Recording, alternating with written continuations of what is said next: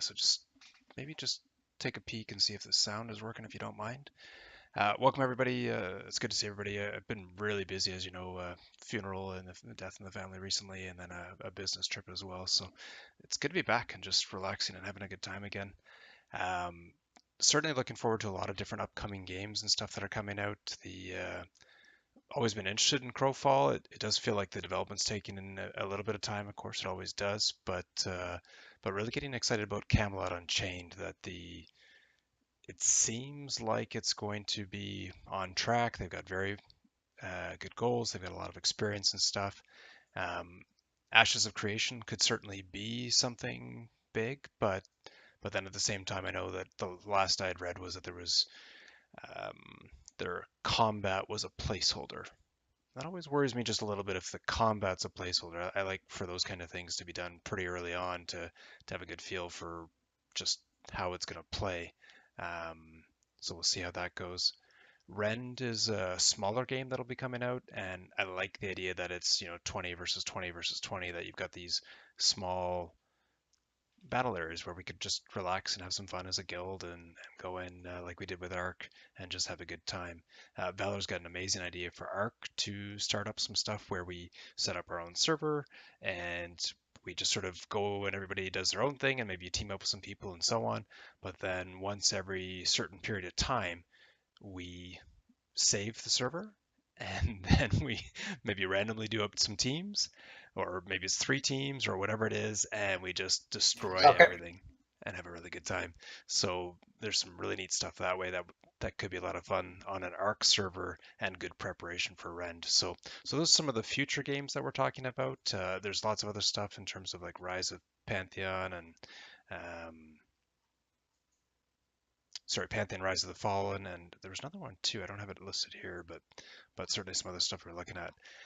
Talking to the developers at for Crowfall at PAX, almost a little disappointed that there weren't more people there. Like it was just sort of us and them. There weren't really a lot of other fans there, and that always concerns me a little bit when there isn't tons of people there to support the game and stuff. And so we'll see how that goes. But really pleased tonight to have, if you guys don't remember from our Elder Scrolls days, just so much fun with the group from Best in Slot with Izkimar and his gang.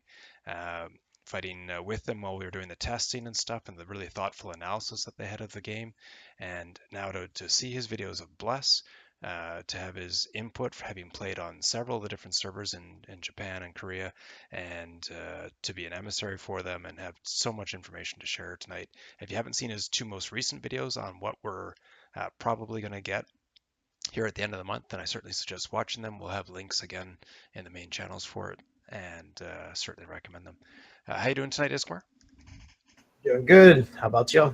Good, good. Uh, Insightful videos, and I'm curious, like, now I know you from Elder Scrolls and stuff, but what are some of the games that you've liked in the past and why? Like, and why does that how does that translate into Bless or what you were hoping to get in Bless? So earlier on, I guess in my MMO days, tried to be a little bit of a hipster, and I was ashamed to admit that my first MMO was World of Warcraft. And I would claim that I played Dayak and UO, but no, my first MMO was World of Warcraft, and I came in on like the tail end of vanilla in high school. I played that, played Warhammer. I enjoyed Warhammer a little bit, even though the game was a mess. And I'd say that the games that I've drawn the most inspiration from would be stuff like Rift and Guild Wars. I didn't really get to play Guild Wars in its prime, but I dabbled in it and talked with a lot of players that were on the competitive scene and got enough of it, got the feel of what was great about that game. And so as a player, I'm driven to more games that allow you the freedom to really build a character to what you want to do. I like a great mix of both pre-planning and execution. So I like it when a game has that good blend of building your character, group building, and then also a decent skill cap. So there's still execution to it.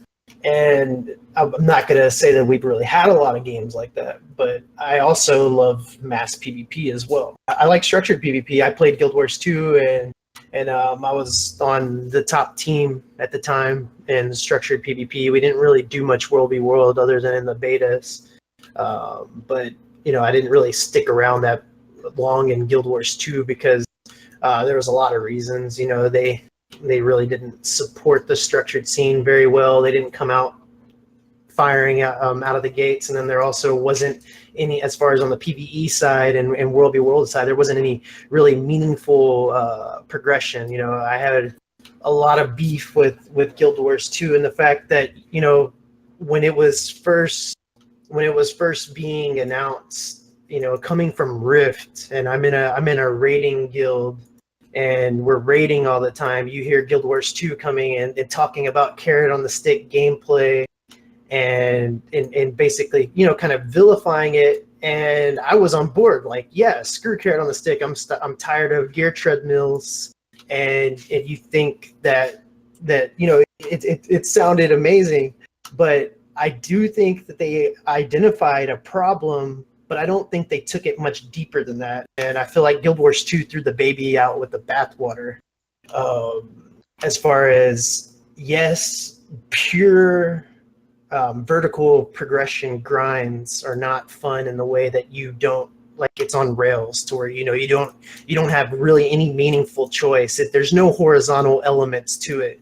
So if you're just chasing, like, okay, I'm a mage, so this is the best in slot gear set for mage, like, that's it. There's no true elements of progressing your character in choice and based on what you prefer to play and coming up with your own play style and then chasing gear that empowers that. So that there was a big problem with vertical progression based games, and Guild Wars 2 identified it, but I don't think they thought much further. And then we got basically the inverse. We got pure, almost pure horizontal progression at launch. They replaced one carrot on the stick with another, and you're chasing cosmetics.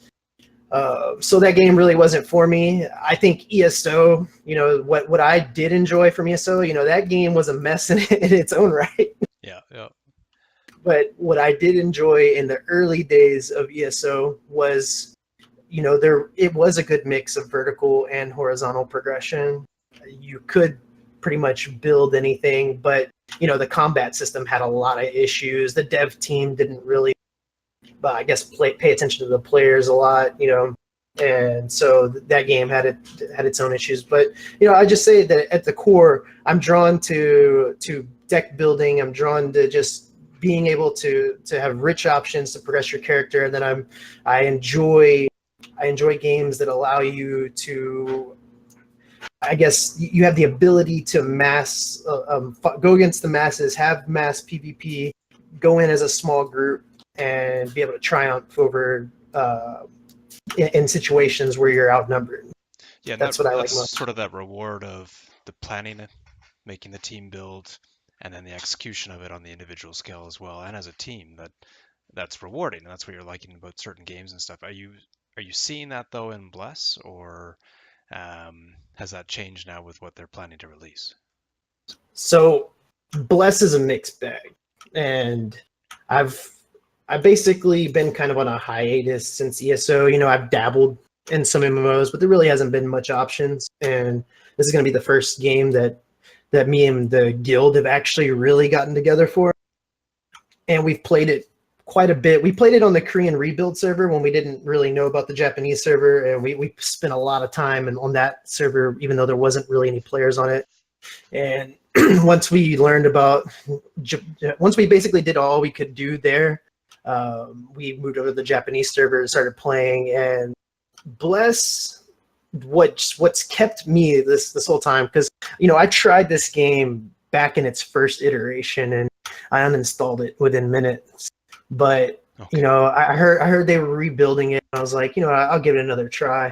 And I wasn't going in expecting much. I was like, this is probably gonna be pretty bad. And I was actually hooked. Like, I didn't predict it, but I was pretty hooked, and I was going pretty hard. I got some of the core, like some of my crew going again, and we're playing it. And I guess what drew me to it is I'm playing the mage. You have a deck building system, so you're able to choose all your skills, everything from a pool of abilities, and then you have passive skills in which you're able to slot for, and then you have your passive stats that you can put points into, sort of like sort of not, I wouldn't say quite like a Guild Wars one to where you like have really a lot of control over the stats, but there is stat pumping.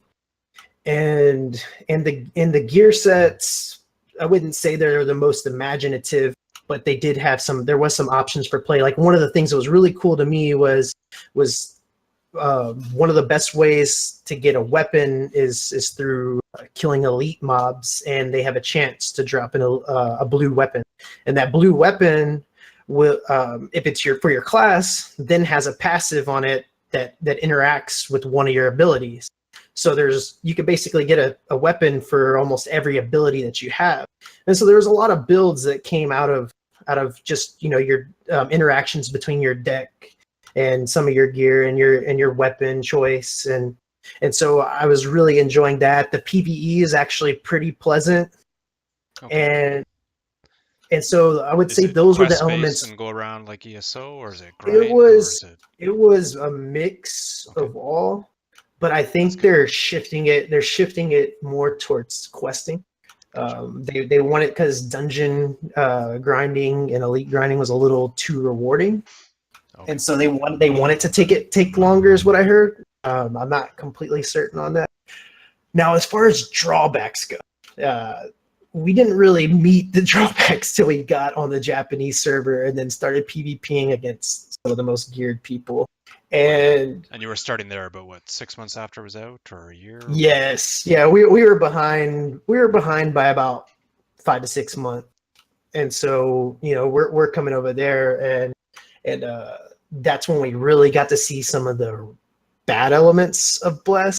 And the thing is, like, to provide some context for it, these issues didn't always exist in the old. And let me start about where the issues stem from. They stem from the rune system, Right. and I saw the that on your runes. second video that you just released today, but not everybody would have seen that yet.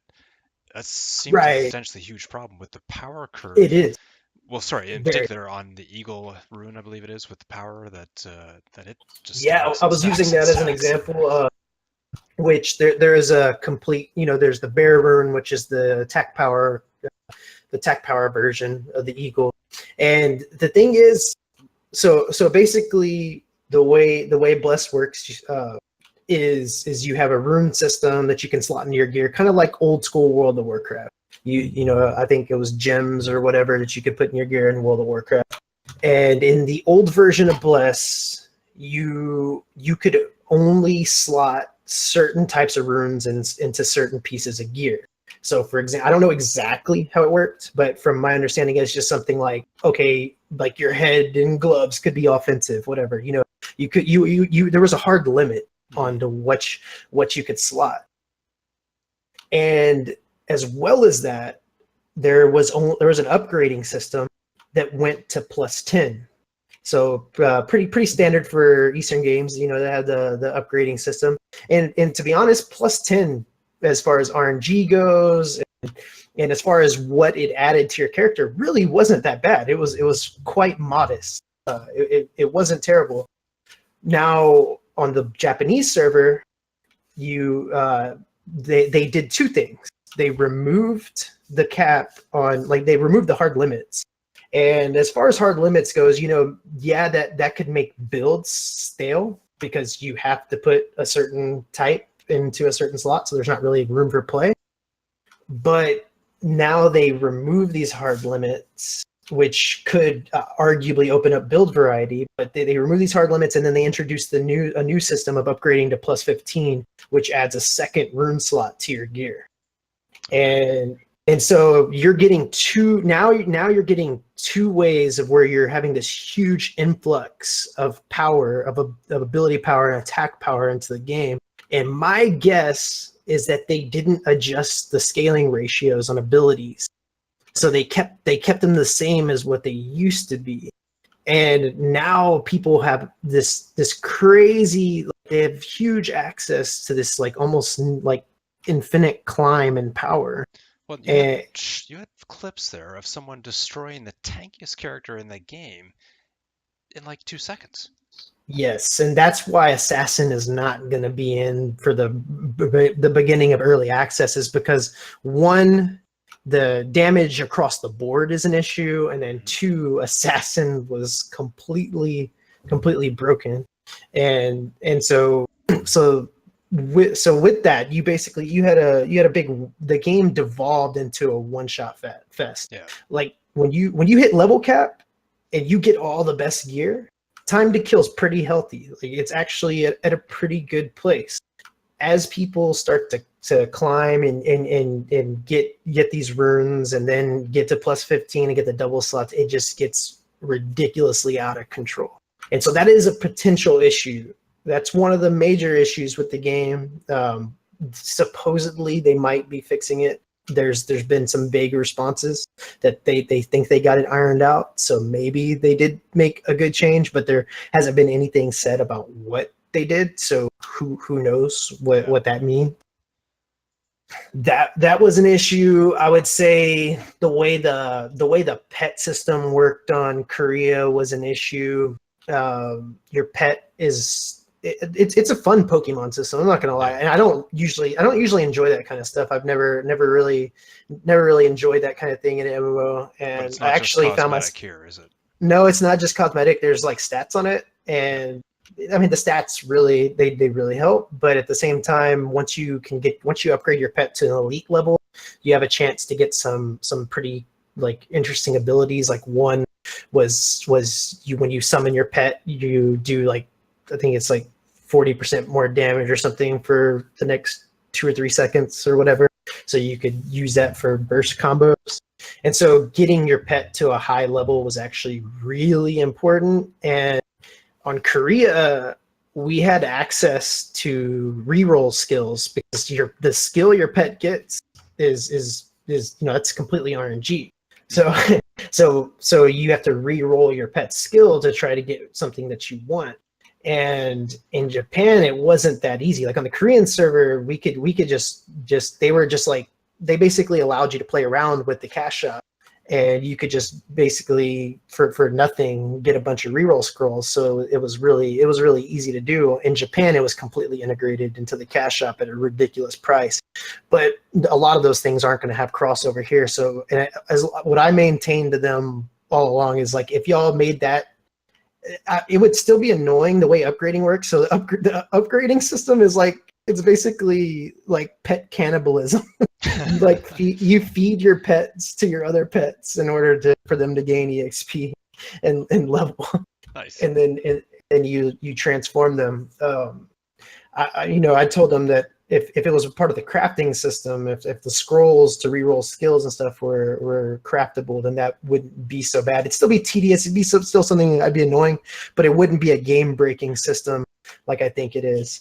And then mounts also have abilities, and they actually allow them in the 3v3 arenas, and it's quite obnoxious. So things like the way the pet system worked in Japan, the way the rune system operated, kind of for me is like if we were to get the Japanese game, the game to me would have like a 3 month 3 to 4 month lifespan before it just devolves into complete cancerous gameplay. Yeah. Okay. Like I guess the picture I want to paint is that Bless has these core things that make it a pretty fun game. And I wouldn't say it was the most robust character building and deck building and the most interesting experience you could have, but it was solid. and it had a lot to offer, but it had its drawbacks, Sure. and some of those drawbacks might actually some of the drawbacks are probably fixed. They might be fixed. Sorry, someone going crazy in the background. Some of those drawbacks might be fixed. Yeah. But now we have another thing is where a lot of people have been crying about the combat since anyone's seen the game. And so you're basically getting a lot of people that have been crying for the combat. So I think they kind of did a knee-jerk reaction and last minute changed up the combat system, and and they basically took away the core deck building Right. and transitioned it into a combo system. But They put fixed combos into the game. what you were showing is for the new stuff, some of the combos don't make sense. Like there's a knockback before you can do the AoE for one of the combos, for instance. Is that correct? Yes. So like I said, they make these forced combos is what they did, And and you have to do it to get to the skill that you you want. get monstrosities like that, and that's what happens when like sometimes developers Yeah, don't aren't always as in touch with their game as the players, and they'll make things like, okay, so if they had designed the system from the ground up, I'm sure sure. it wouldn't look like it looks right now. And the only reason it looks like it looks is because they basically took the old system and try to cram it into a combo system, and it works better for some classes than it does for others. They did a better, like for example, as soon as I heard they were going to a combo system, I was like, okay, Guardian will probably fit into that very well, and it seems to be that way. Guardian is already really conducive to that kind of gameplay.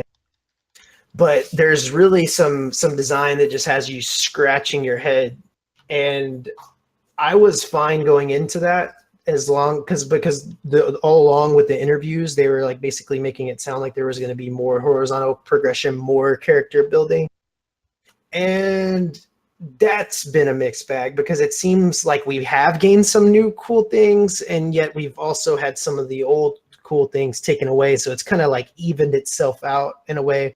I'd argue we might have gotten actually a little bit less than what we had before, and so could it end up working out, and could they end up fixing it and making some of the things flow better? Yeah, I'm sure, and I'm sure it could end up being good. Like I guess one pro that people could argue for the new system is that you have access to more abilities at a given time now, so that can raise the skill cap a little bit.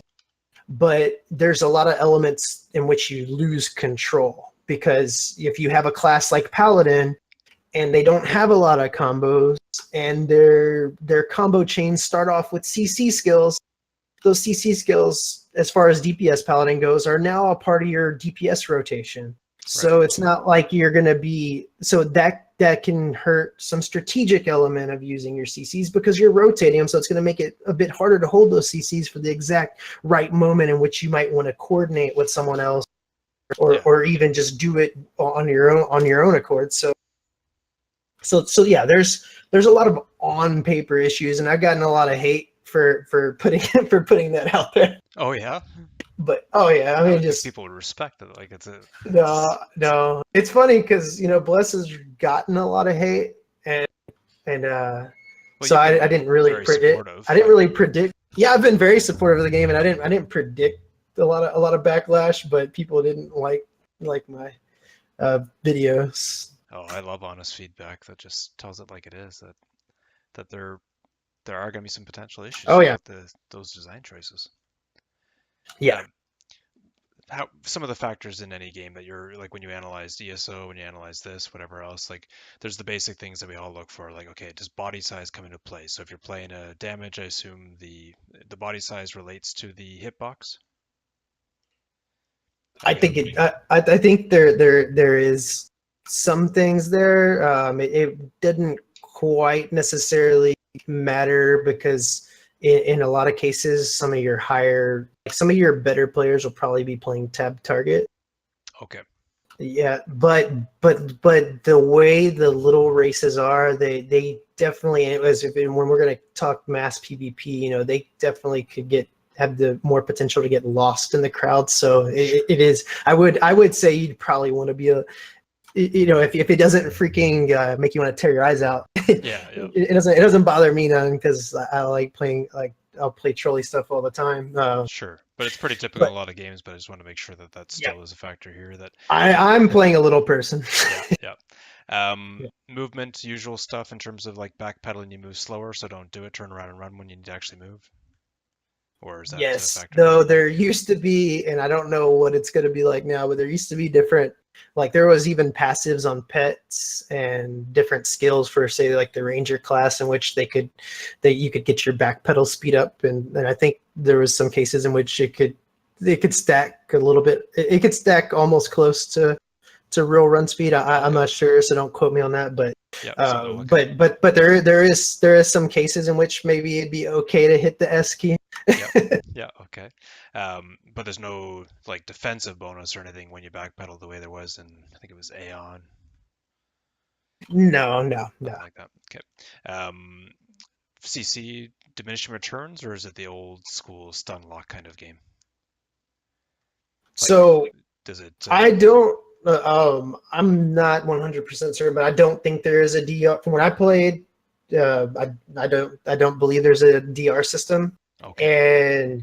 And the way it worked was you had a CC break built into an energy system, and Okay. every class had a not a core skill, had a shift skill. That's just because by default it was slotted to shift. And that skill is really defining of your class. For example, mage had teleport.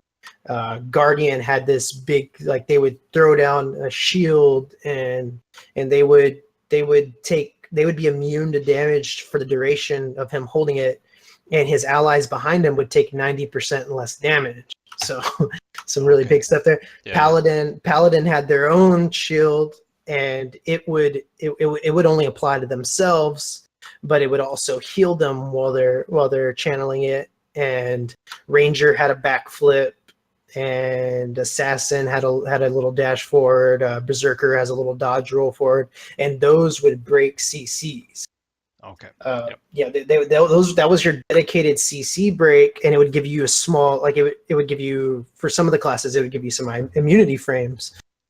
And in Now addition to that's that, been removed. oh, okay. Okay.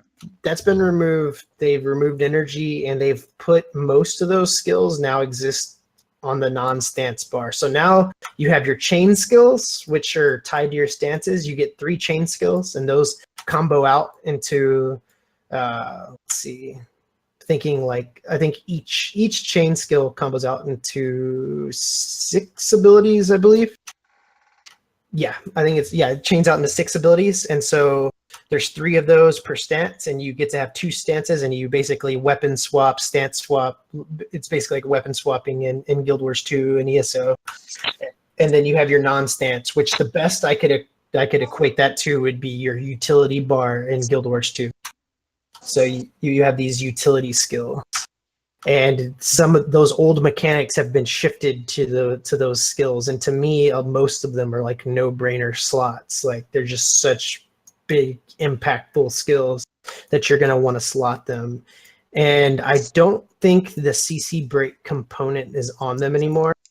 But the way it works is you can morph your non-stance skills. There's different morph paths, and so they might add it back onto that. But if they don't, it looks like they might have shifted a little bit more towards adding. I know I saw in some of the classes they added some super armor type skills, so some proactive CC prevention, which I prefer anyways. I think there's more play to preventing CC, like predicting or reading your opponent, or seeing that there may be a CC coming in, and you use a skill that will make you immune to CC for a short duration. I like play like that more, rather than having a bunch of breaks, because then that basically makes your CCs feel kind of useless and not as impactful. So I'm not sure how that's going to work, but in the older system, you basically had to get a lot of energy that came through getting your upgrading your accessories. You needed to upgrade your accessories, and you would get a bunch of energy. But now that that's removed, I don't know how that's going to play out. Okay. Yeah. About 25 people here in channel, and a few of them are asking questions on the stream as well. Okay. Uh, so I don't know if you're streaming as well, but there are some questions here about for PvP, wondering if they have global cooldowns or negative effects or not. Big fan of global cooldowns to stop massive dots or other stupid things.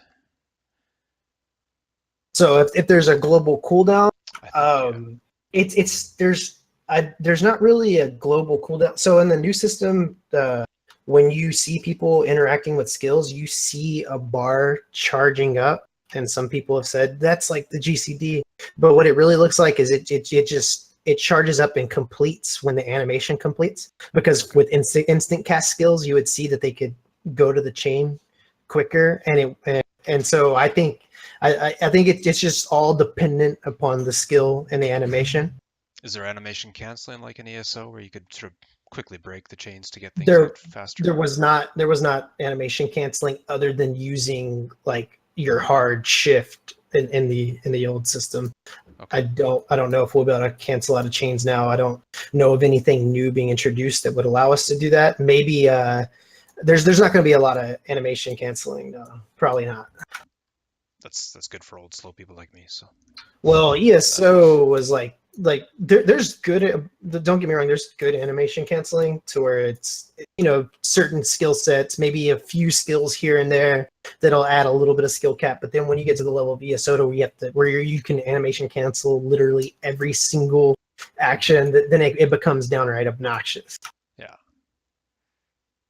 Um, Sorry, they're saying Farian's saying about or Afi's saying about perhaps global immunity timers is a better description. So that's more in terms of the. I think you mentioned before that you didn't see any diminishing returns, and there's probably no people could possibly stun lock someone, right? There's no immunity necessarily to the CC. You can chain your CCs. So in the old system, when you would run out of energy, if you had no energy, if you're bottomed out on energy, you could get stun locked. Okay, yeah. But as far as the upgrading system goes, it basically the really geared people would have ridiculous amounts of energy, and then they'd also pop energy pots. So you would have it was the way the metagame devolved was it devolved into like a spam of your shift mechanic in order to avoid being one shot. And so it kind of became skill from what I've talked to from someone, because I did not stick around in Japan enough to actually grind. I don't know of really many North American players who have grinded out all plus 15 double rune slots and completely decked out their characters in Japan. But I do know of one that I've talked to quite a bit, and it did come to a point to where it started to kind of balance itself out in a cancerous way. It was still kind of toxic gameplay. People would still be one shot, but people were using their shift mechanics so often that they could play around it. Okay. And so there was a lot of CC breaking. So you would have to bottom someone out in order to get a good stun lock on someone who was fully geared. Gotcha. Kimchi and CK are asking a bit about the $200 package, and then there's concerns about the promise of no pay to win.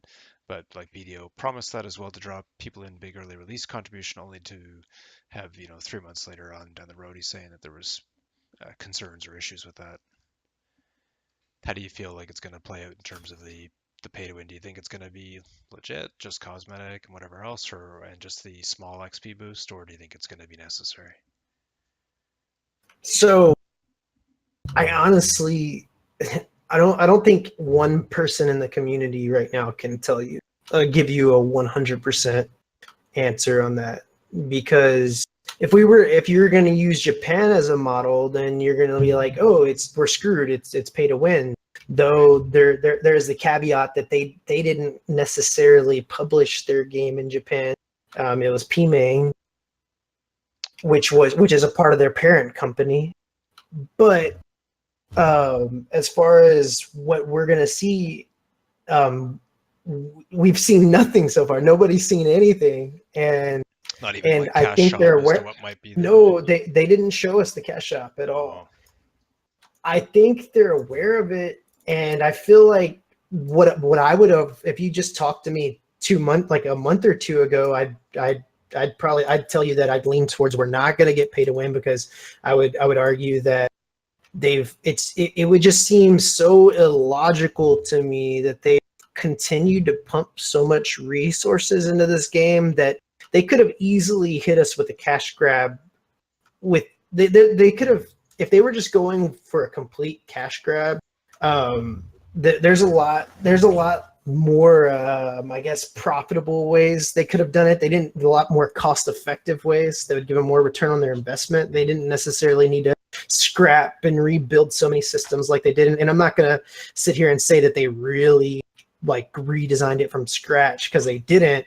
But the way they've continued to work and work and work on their game, I think they do want their game to succeed. I do, but I'm not gonna. I can't say for certain that whether we're gonna get pay to win or not. And as far as the $200 packages go, I just think that this game's been in development since 2010, and yeah, maybe it didn't do so well in Korea and Russia, and Japan was a bit better than both of those regions, but I wouldn't say it's like a runaway hit over there or like super successful. It Sure. may have like gotten them a little bit of cash back, but they still, at this point, as far as they are in development, I mean, I know they have to be starved for cash. I mean, if you look at the press event, that to me that screams that they don't have a big marketing budget. I still think you could have handled. There's a million different, like if I were overnight put in charge, there's a lot of different things that I would have done that could have really cheaply advertised your game, but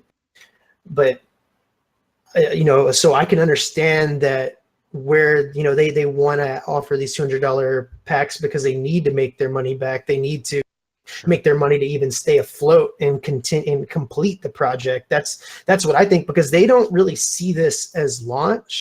That's why we're not getting some of the classes, and that's why there was no test for the game in North America. There wasn't any tests prior to early access, is because this is they almost see early access as sort of a testing phase. Yeah. Okay. And so I feel like they definitely need the money to continue development on the game. Yeah. But I don't know as far as pay to win goes, and I don't think the 200. I don't plan on buying the $200 pack, so I don't think it's gonna hold its major advantage. But if they do, that's gonna be the fastest way to make their game dead on arrival. Yeah, for sure. You can't see me, but I'm nodding a lot. But um, so Magic's asking about gear progression and leveling guilds. Sorry, the time it takes to get everyone in it. Um, I don't actually know enough about the game in terms of there's something to do with in terms of leveling the guild too in order to do certain things in the game. Yes, so there are guild levels, and I'm not the most experienced person with leveling a guild, because in Korea, where we spent the bulk of our time, our guild barely maybe made it to level 2 or whatever, because it somehow, I don't know exactly what it did, but there was different actions that you would do. I guess just leveling and doing things. And we leveled before we actually got in the guild, Right. so it was mostly little alts leveling it up. But I believe there's also like guild quests and things like that can help level it, and you can have your pets with guild exp. Now you have the new parameter system. Basically, it's replacing the old passive system, and there's guild XP nodes in there. But as far as time to level, I don't know. We don't even know. We don't even have a hard answer from all that I've seen on how many players will be able to get into a guild right off the bat. Because there used to be a guild cap of level 10. I mean, of 10 players until you got a guild level, and it would go up with each Oh, level. Yeah. geez. Okay. And so there's this whole rush to getting your guild leveled up so that you can so you can be building influence and start bidding on territories. So I Hmm. know the really big guilds are going to be gunning for getting their guilds leveled up as fast as they possibly can, so they can start so they can get ahead on the race of bidding for territory. And that whole system is probably where I lack the most knowledge, is because I put most of my time into Korea, and then by the time I came into Japan and saw that we were so far behind, I kind of checked out. I was like, I don't want to sit here and throw my head against the wall before NA release. So Yeah, yeah. that's probably the place where I lack the most information. Yeah, we have some friends that are going in and they're going to work together to form one guild and try to progress that way to achieve certain things in the game.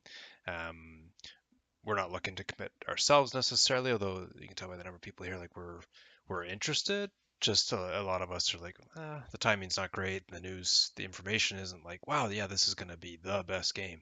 It's, but I think you said it pretty Right. well. Like it's maybe a good game for 3 to 6 months or maybe more. That depending on how they implement the changes and stuff. So Yeah, I and don't know. before I saw the changes, I was like, I maybe if these changes are good, I could see myself going 6+ months with the game if all is well. I would now, after seeing the changes, I'm leaning more towards 2 to 3 months, maybe up to 6 months, depending on depending on what we actually get. And that's my biggest issue, is just that we don't know. Like, we Yeah. really don't know. And it could continue to change too. Like we went into And they could alpha make online. One of the betas was one of the most fun we had in the game, and then right. launch was like, okay, we're going into launch. We're going to play for 3 months. We said that up front. That's what we were committing to, and we ended up being there for 8 plus, and there's still people playing it. And this week they've got their plus 25% XP boost, so probably some people will go back and try it out and stuff. But um, you never quite know how the changes are going to work out, or who you're going to meet in game that you're having fun with, or what have you. But certainly there are problems with some games like Albion where it's basically big is better, and like we don't want to be Okay. big. It's fun to go out with about Yeah, 15 people when we go out. Like going out with 50 is not fun to me. That's work. Going out with 8 people, definitely. 15 people, whatever, somewhere in that range, that's a good time. Or just having fun with 5 people, that's good too. So, but sometimes you want 20 people so that you've got 8 people to play with at a particular time. Yes, and that's what I enjoy the most. And as far as the old system goes, it probably did favor bigger numbers once you got to the crazy damage amounts that were flying around. As far as mass PvP goes, Right. it did, but at the same time, from what I talked to from the person who actually did grind everything out, they were able to take on like around 300 to 400 people with about 80 people. But at the same time, they were some of the most geared people on the server. So, take that with a grain of salt. And now, one thing that I will say is, now that things are gated behind combos, and this isn't for certain, this is just something that that could be an outcome, is that damage could have naturally fallen just based on the way they have ordered certain skills. Like, damage across the board could have come down just in this new system. So that could be a potential outcome. And I'm not afraid for the probability that I could be completely freaking wrong, and this new system could be really good. I mean, shoot, I'd like to be pleasantly surprised about that. Yeah, but I played with you enough to know that you have good insight into games. So, um, let's just see what other questions are here and people feel free to chat now that I think we covered the main elements and stuff here. So open it up to questions on Discord as well. Okay. Guild sizes that I asked in chat. I don't want it to be Albion again. 1 million slaves versus small guilds. Is that going to be a problem? So It, basically, CK2, like you were asking, I think on the stream, is there what is the cap as well, or how big are things going to get? so I do think guilds eventually can get upwards of 100+ players, maybe. I'm not certain. Actually, no, I don't know where I have the doc. Someone had linked me before what the exact numbers are, but it definitely can get really big. The way I see it is, if you're going in with a small crew, you can play around bigger guilds, and you could buddy up with bigger guilds, and when they're attacking territories or defending territories, then you can go and play with them. and you can still pretty much, I mean, in that case, you can enjoy most the game has to offer. I don't know how much of an advantage it offers you, like that the territory rewards offer you as a bigger guild to get to sway an advantage versus the smaller guilds. I think it's pretty minuscule in a sense, because most of your power did come from the rune sets and everything. So that was the biggest thing. So Let me rephrase. I'm sorry. Have you played Albion? I've not played Albion. Oh, no, Okay, well, so- actually, I've spent maybe an hour in that game. Okay, so in that game, when I'm talking about size and is it going to become Albion, it was guilds, with 300 people buddied up with alliances and had 300 people in all those guilds. So it's literally a giant alliance of 1,500 people conquering an entire continent. One alliance had 8,000 people.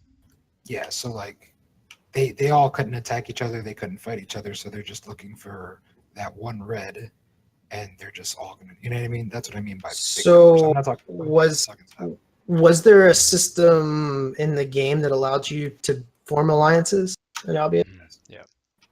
Okay, so there isn't alliances at all in Bless.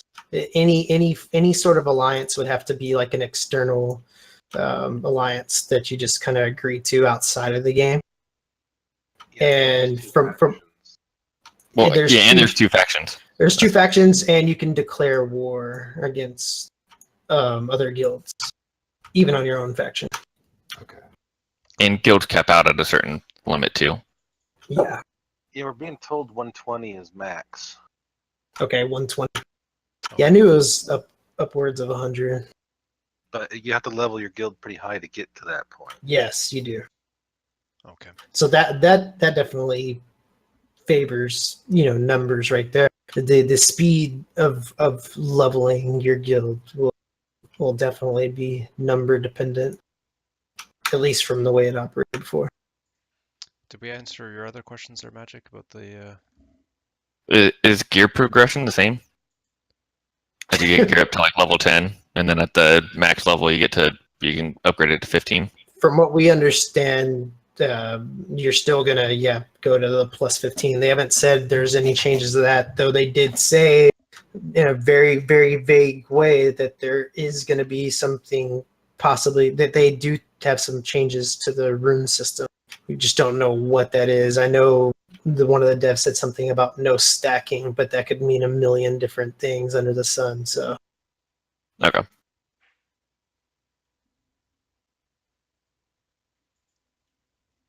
Any other questions about the basic mechanics of the game, or about the big guilds that are playing, or things like that?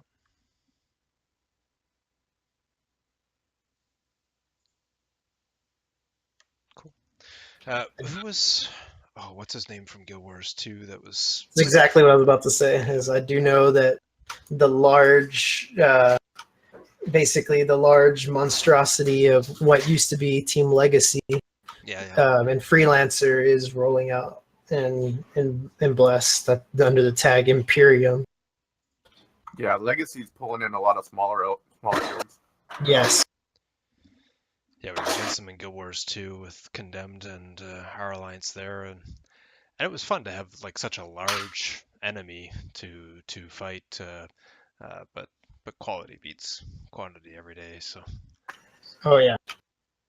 Is it going to have issues like we did in Guild Wars 2 or in ESO with just people go to bed and things get achieved overnight by some oceanic players that wipe everything you did during the day? Is that or there's not really that kind of open world battle system that's going on with capturing? There's not that kind of open world system. Basically, battle for territory wars and capital sieges, stuff like that happens in actual time, like slots, in which you like you wouldn't be, you're not gonna be able to go to sleep. And from the way I understand it, you're not gonna be able to go to sleep, and you have this persistent war that's just always waging, in which things are getting done while you're away.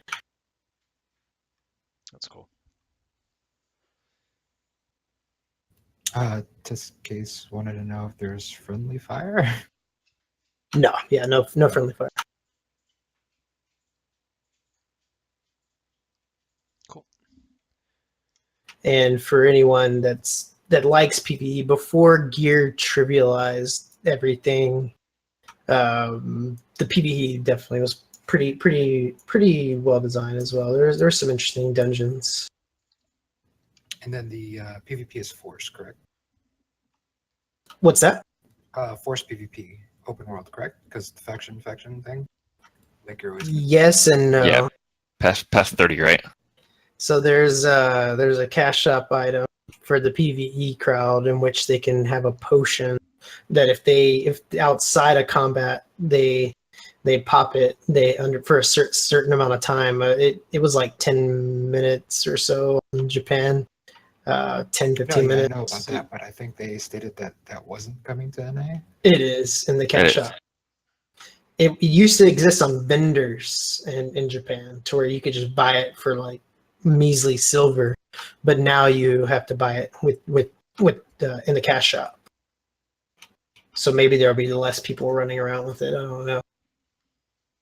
I assume there's no Patch is asking, but no collision. I assume in the game, so people can't troll each other much. Yeah, no. I love it in HOTS, but yeah, I can understand why it can be a problem here. You need to do significant PvE in order to be effective in PvP. Yes and no. So in Japan, the PvP gear wasn't implemented, and you would need the best gear is PvE gear. But here's the thing: PvE gear can be sold in the auction house. So if you want to be the first person in the gear, you just need to go to PvE. But the best armor doesn't come from raids or anything; it comes from dungeons. So there's that, and then crafting as well. Yeah, the crafting was a hit. Yep. Are there caps on dungeon entries and stuff? In Japan, yeah. There was, so I think they implemented a lockout system later on into the game. I know there was some for sure for the 10-man raid. I think Test Case wants to know if there's going to be a bunch of grinder now. Yes. Okay, like The- BDO grinder. Not BDO grind. It won't be to those level, but Is it it- definitely will be grinding. Is it a grind for XP or grind for gear? Or skills. For gear, but we don't know what we don't know how much of. So along with the new skill tree system, there's new currencies introduced now. Like there's certain gems that you acquire in order to customize your stance skills, customize your non-stance skills, and your parameters. They all have 3 different currencies. So I don't know how much currency a level cap character is going to have, and then there is alternate advancement in the form that you're going to be getting something called your, I guess, your. I'm trying to think, because it's there's like in the clips you can see it looks like special level, but they're changing the name for that, and it's going to pertain to fully morphing out your non-stance skills. And also there's going to be, at the moment, there's 2 stances that are gated behind the alternate advancement. So there's 4 stances, and after level cap, you will be able to unlock more stances.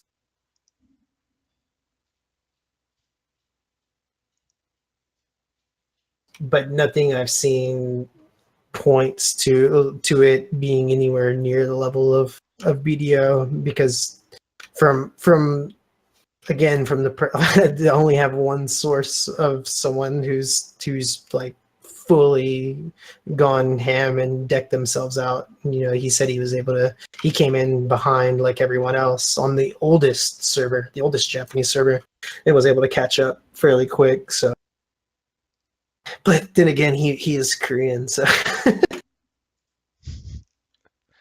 Very good. Um, I mean, there'll probably be a bit more of a grind though too if they are going to have the option that you could basically through RNG get an item that has like an eagle slot, and then you can add Yeah, another eagle to it, right? that's that grind already exists, and then you also have the economy of you have the auction house. You can be looking for the piece of gear you want, Right. and so that's not as crazy on the first go around. But then if get you're wanting to get to plus 15 with both rune slots that you would want, now that's where it could probably become a bit crazy. Sure. But we don't know how that's going to play out, and since they're saying there's going to be changes. I don't know what the changes mean or are going to be. And then as far as we're concerned, there's no looting. The only thing that happens on death is what, like loss of XP or breaking or Your gems, your runes can break okay. on chance. There's a chance the lower grade runes have a higher percentage chance to break, and there is armor degradation. You have to repair, and then there's a durability system. So if you aren't crafting and making repair hammers, if you're going to the merchant, to the blacksmith to repair, your armor will lose durability until it shrinks to like, and I think eventually it can break. I don't remember, but I know it can shrink to a ridiculous level of durability to where it breaks really fast. So that's kind of like a little tedium gold sink mechanic in the game, but it also adds value, I guess, to blacksmithing and having repair hammer, which once you have repair hammers, it's completely alleviated. Awesome.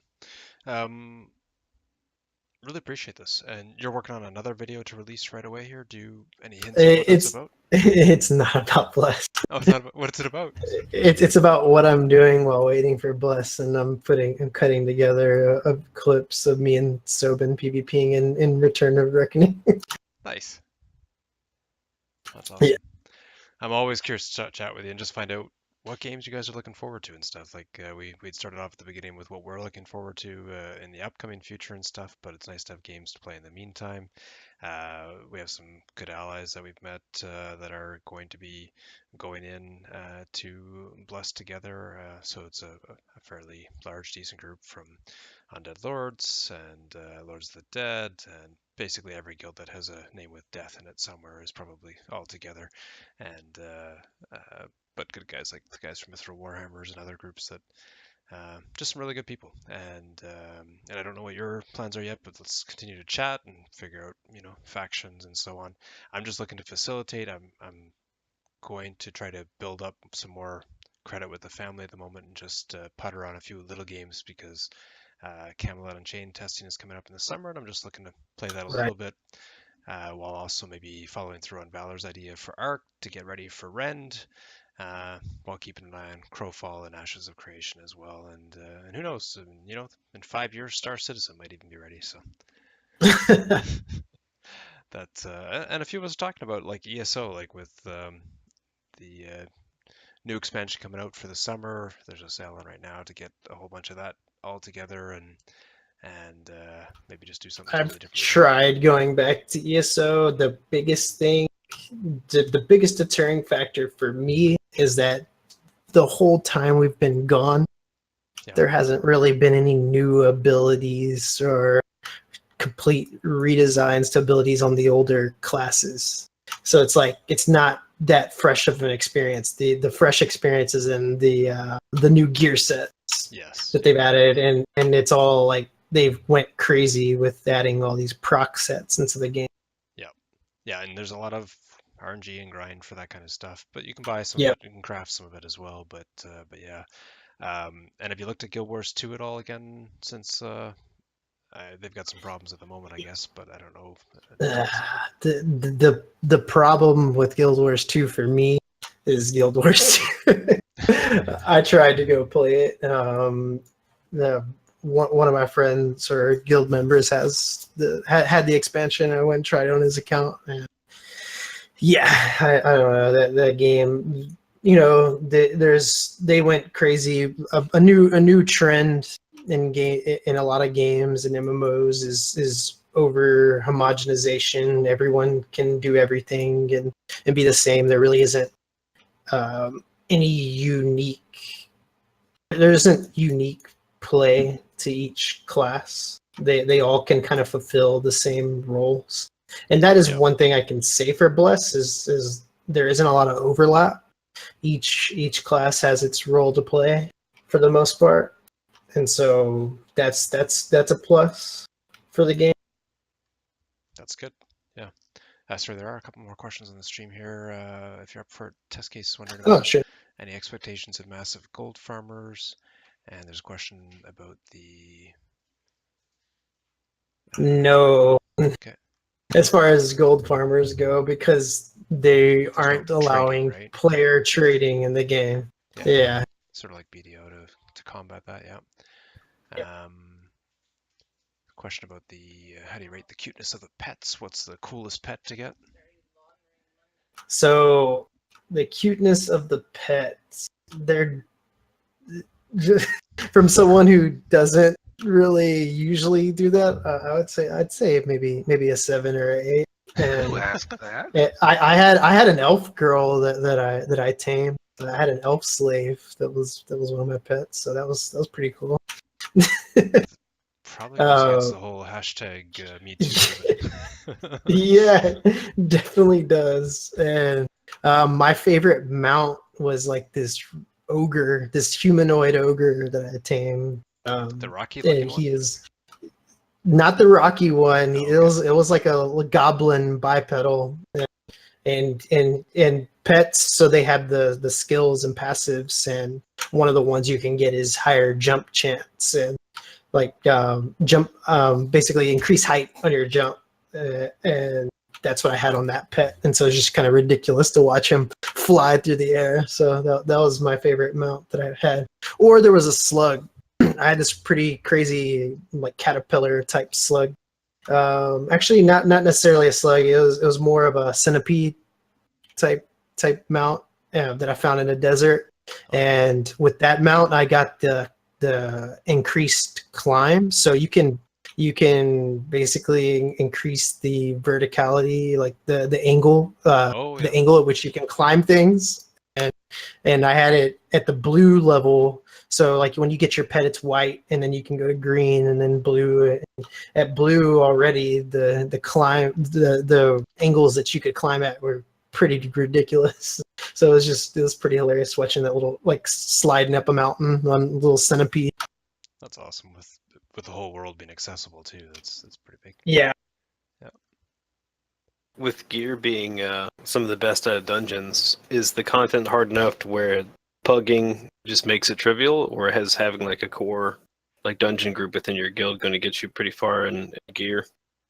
So if gear remains as overpowered as it was, pugging will be fine because eventually, like after a month or like after a couple of weeks, maybe 2 or 3 weeks down the road, you're gonna, the economy is gonna start to develop, and you're gonna have access to the dungeon gear, and then you're gonna go into the dungeons with some of the best gear and have your rune slots decked out, and so it'll be pretty easy. But I would say if like going in fresh and greens, it's going to give you a challenging experience learning the mechanics and everything, and who knows how hard it'll be with the new combat system now. Like some of the hardest fights were navigated with the old shift system. Now we don't have that same system anymore, so it could be a lot harder. And so definitely want your core group of guys, and it's an enjoyable experience. There's also world bosses that spawn that are like they have ridiculously high HPs because they want them to be PvP beacons. And from what I heard is they have a chance to drop legendary. I'm not overly certain on that. I'd read that like some of the better guilds will get legendary items per week to distribute. they'll get legendary items per week to distribute. Yeah, like some of the higher ranked guilds will have like a legendary something that they'll be able to earn on a weekly basis to distribute to members. Yeah, I don't know of anything like that. It definitely could be there. Like I said, in Japan, I kind of, as far as the whole guild, like the whole territory war and the rewards with stuff like that, I kind of checked out after a certain point of playing over there.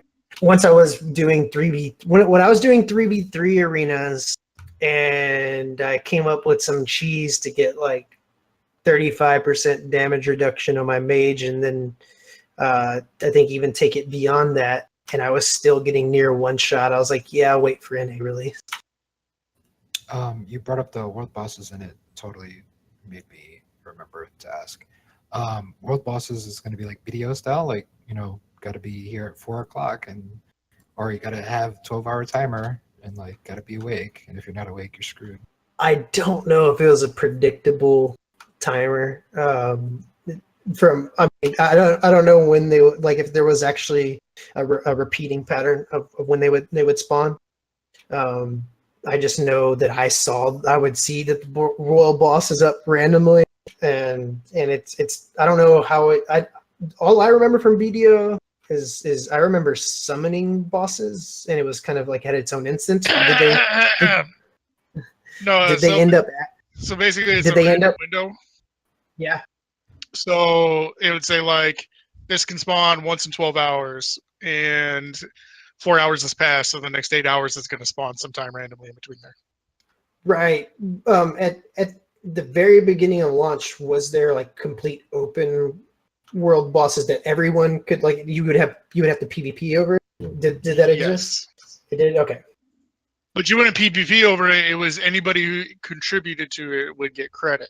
I think that's what he's asking is, are they open and that everybody can get contributed, or is it like other previous past games where it's like whichever group or raid does the most damage gets the loot from the boss? I don't know what the what gives credit.